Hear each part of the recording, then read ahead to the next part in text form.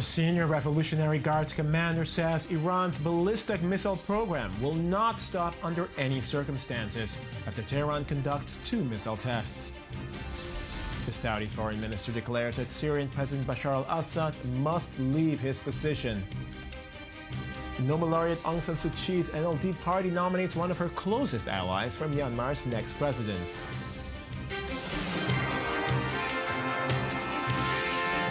Good afternoon and welcome back to I-24 News. I'm Benjamin Tjong. A senior commander of Iran's Revolutionary Guards, Iran's most powerful security and military organization, said that Iran's ballistic missile program will not stop under any circumstances, this according to Iranian state television. He added that Tehran has missiles ready to be fired.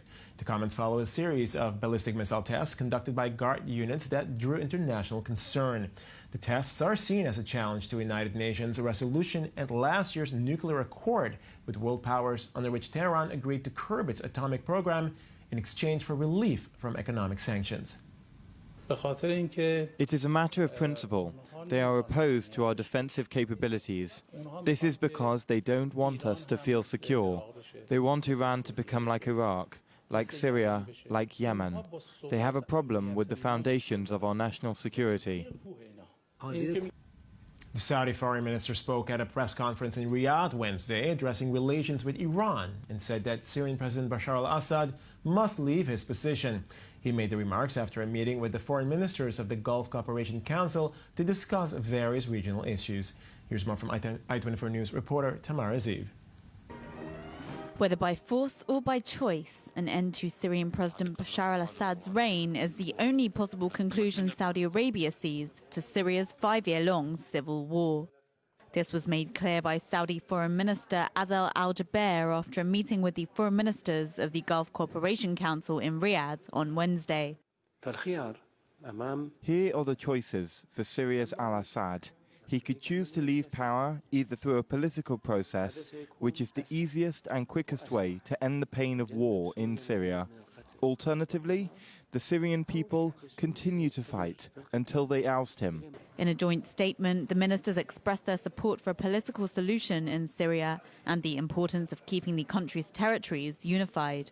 They also urged the United Nations Security Council for a process that could impose a more effective ceasefire in Syria. Peace talks are set to begin on March 14, and preparations for the discussions are currently underway in Switzerland's Geneva, with Syrian government officials and opposition representatives expected to arrive in the city in the coming days. We plan to start having informal talks already, hotels or here, with whoever is arriving, but the substantive, deeper part of it, after the first preparation, will be on Monday, God willing, the 14th. The UN-led talks involving Assad's government and opposition forces came to a premature standstill in February, after parties failed to see eye to eye on a number of issues. Since then, much progress has been made, with an increase in humanitarian aid and a sharp reduction in bloodshed, since the US-Russia brokered ceasefire took effect on February 27th. Vice President Joe Biden is in Amman for talks with Jordanian King Abdullah II, a key U.S. military ally in the region, and his last stop on a Mideast tour. While in Jerusalem on Wednesday, Biden condemned the wave of terror targeting Israelis as he met with Israeli President Reuven Rivlin and Prime Minister Benjamin Netanyahu. He also urged Netanyahu to sign a memorandum of understanding with President Barack Obama regarding the next U.S. military aid package to Israel. Earlier, we were joined by Amir Oren, defense and government analyst at Israeli Daily Haaretz, on the chances for a deal while Obama is president. Chances are quite slim right now because of the personal and political considerations involved. Netanyahu doesn't want to give the Democrats, Obama personally, but also Hillary Clinton as the presumptive nominee, any achievement in the run-up to the elections in the fall.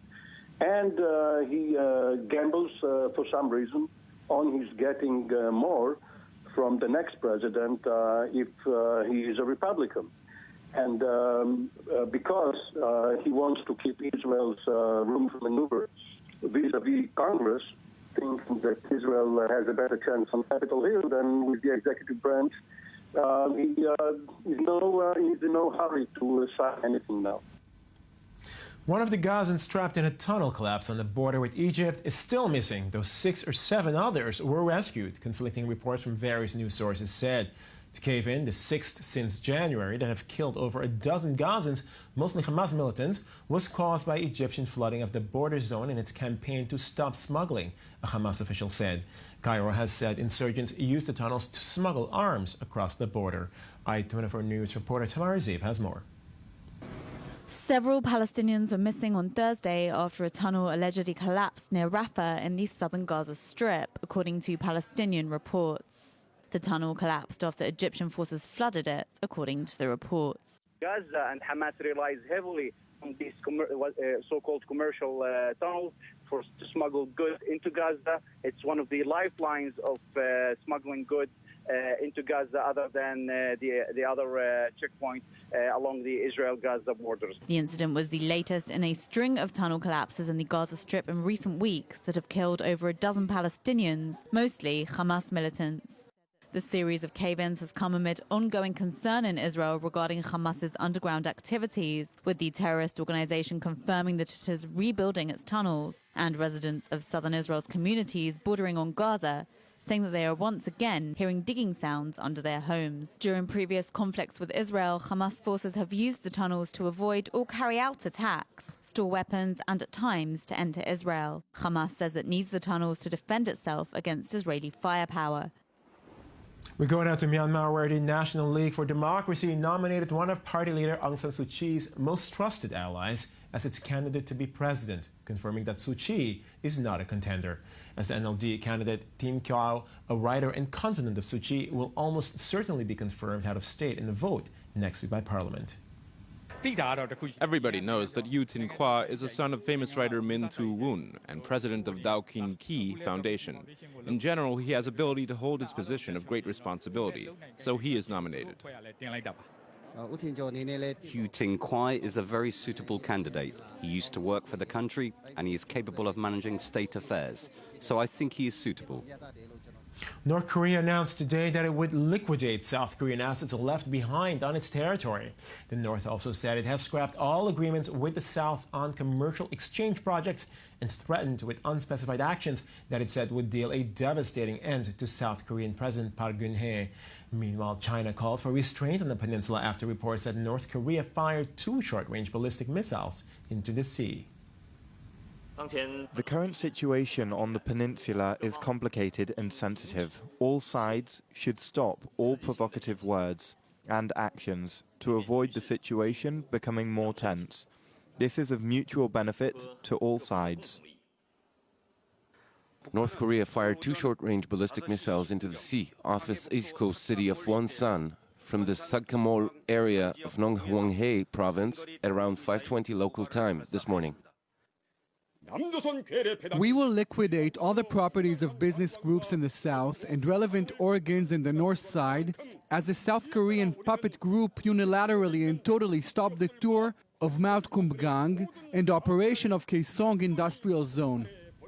On the U.S. presidential campaign trail, Hillary Clinton and Bernie Sanders waged a debate on Wednesday, throwing punches on immigration reform and health care as they drew up fresh battle lines ahead of crucial primaries next week. Here's from ABC News. Just 3 days after their last debate and less than 24 hours after that stunning upset in Michigan, which some people considered one of the major political upsets in modern American history. It was a very close race. We've had some of those. I've won some, I've lost some. Hillary Clinton and Bernie Sanders faced off again, this time in Miami, less than a week before voters there head to the polls. I would not deport children. I do not want to deport family members either. I will not deport children. But Sanders still trails Clinton in delegates, her lead so commanding that in all 5 states voting on Tuesday, she could lose by double digits and still win the nomination. Bernie Sanders is the strongest candidate to defeat Donald Trump. The candidates often clashed, favoring substance over insults, but both taking shots at the Republican frontrunner. Is Donald Trump a racist? His rhetoric, his demagoguery, his trafficking in prejudice and paranoia has no place in our political system. We do not, as Donald Trump and others have done, resort to racism and xenophobia and bigotry. Still, things did get a little heated. Clinton answering questions about her email server. I am not worried about it, and no Democrat or American should be either. If you get indicted, would you drop out? Oh, for goodness, that is not going to happen. I'm not even answering that question. I'm going to focus on the issues facing the working families of this country. That's all for now. Thank you for watching.